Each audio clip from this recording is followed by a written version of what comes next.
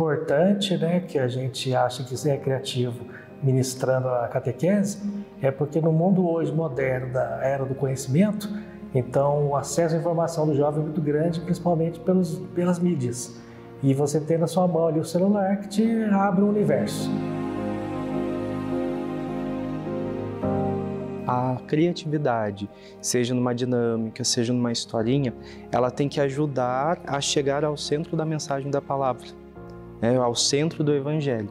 Então a gente tenta trazer essa ambientação moderna, essa linguagem moderna. Aí a gente emprega bastante música, bastante vídeo e bastante atividades dinâmicas, bastante atividade de grupo. Atividades, né, que façam o catequizando refletir, pensar sua palavra e se interagir também, né, em grupo, que aí é uma pequena comunidade que se forma. O centro deve estar, então, a palavra de Deus e não a criatividade. Às vezes a gente percebe o contrário, né? Colocam no encontro de catequese muitas dinâmicas e a palavra de Deus, ela fica de lado. A gente elabora todo o encontro semanal um roteiro.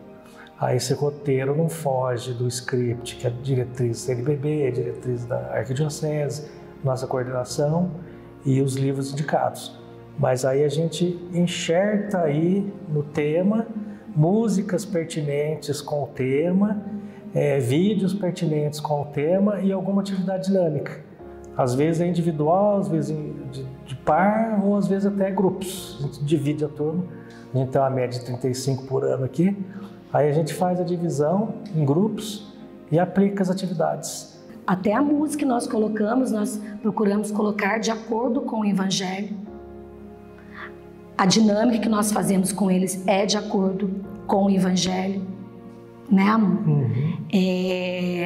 A leitura bíblica, eles gostam, como eu falei para você, que nós usamos, né? A tecnologia, trazemos o microfone, usamos a caixa de som. Aí, através disso aí, eles vão ler, depois eles sentam, a gente faz a meditação da palavra. Então, como que nós vamos fazer com que essa mensagem, de fato, seja transmitida, compreendida e acolhida na vida dos catequizandos? Então, a criatividade tem que ser utilizada como suporte e não como um todo. Às vezes, o grande erro dentro da catequese é esse: colocar muitas dinâmicas, colocar muitas coisas e aquilo que deveria ser centro não estar mais no centro. Então, esse dinamismo na apresentação faz com que eles não dispersem a atenção, né? Segura a atenção.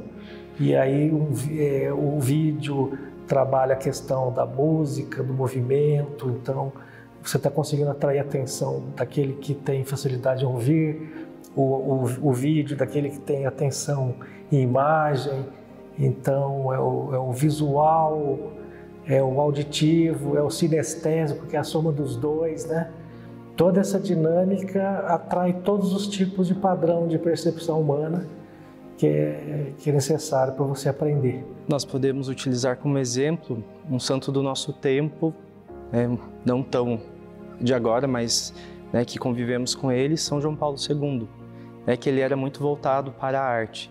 E é interessante que ele tem uma peça teatral, chamada A Loja de Ourives, que dentro dessa peça ele vai expressar a grandeza do sacramento do matrimônio.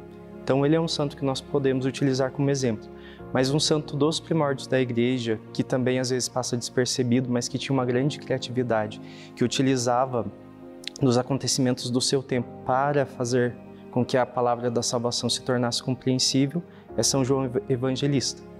Tanto o Evangelho segundo João quanto o livro do Apocalipse, nós vemos ele utilizar de coisas do seu tempo para que a mensagem alcançasse o coração das pessoas. Por exemplo, no Apocalipse tem um certo momento que ele fala ou quente ou frio, morno, vomito.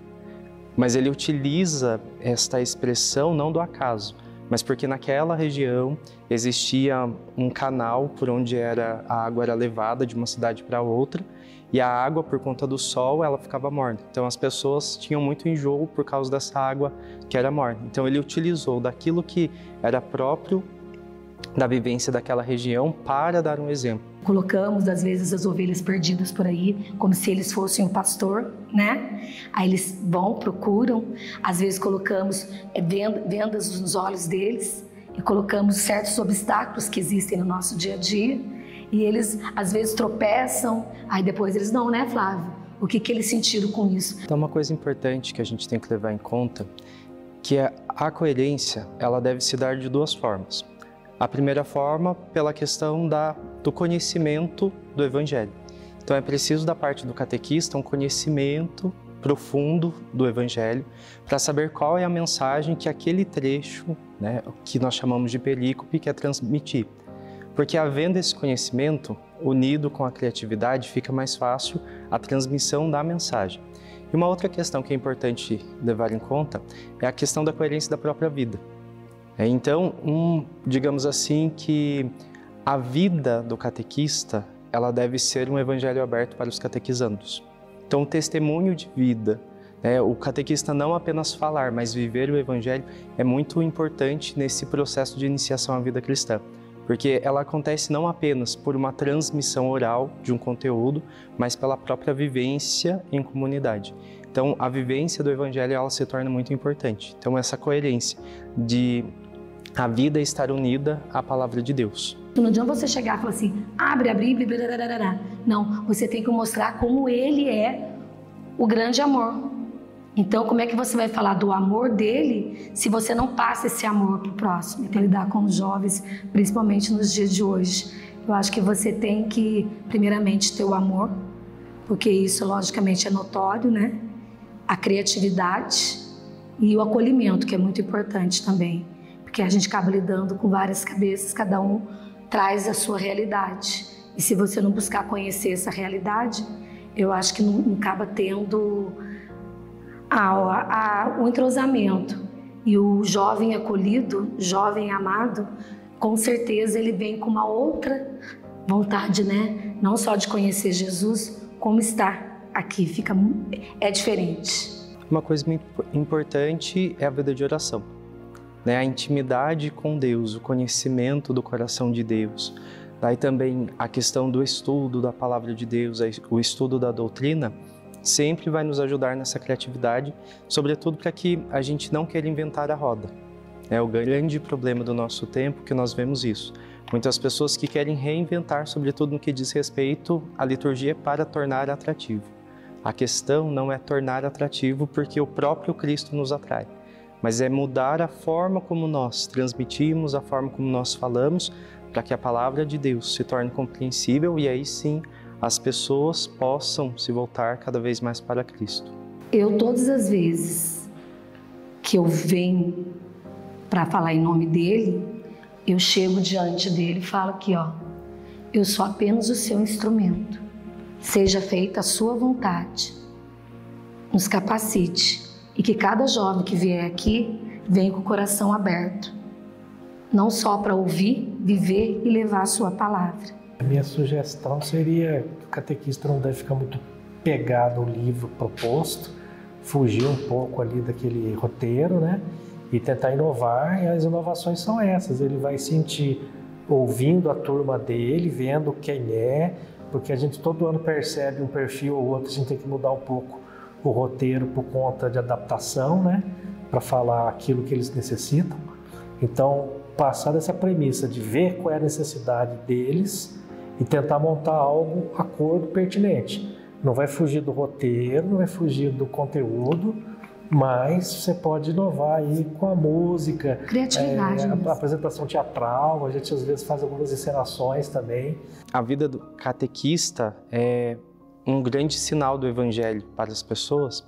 Eu tenho como exemplo uma catequista que me preparou para receber o sacramento da Eucaristia. Ela foi minha catequista durante 3 anos e eu tive a oportunidade de trabalhar com ela depois, quando eu já tinha uma certa idade. E o interessante é que aquilo que eu escutava dela, eu via na vida dela. Então não existia, digamos que uma separação dela como catequista e dela na vida pessoal, né? Mas olhando para a vida pessoal, enxergava tudo aquilo que ela falava de Jesus, sobretudo essa amizade com Cristo. Então a coerência vai se dar nessa relação, né, da pessoa com o próprio Cristo e de se permitir ser moldada pela palavra de Deus.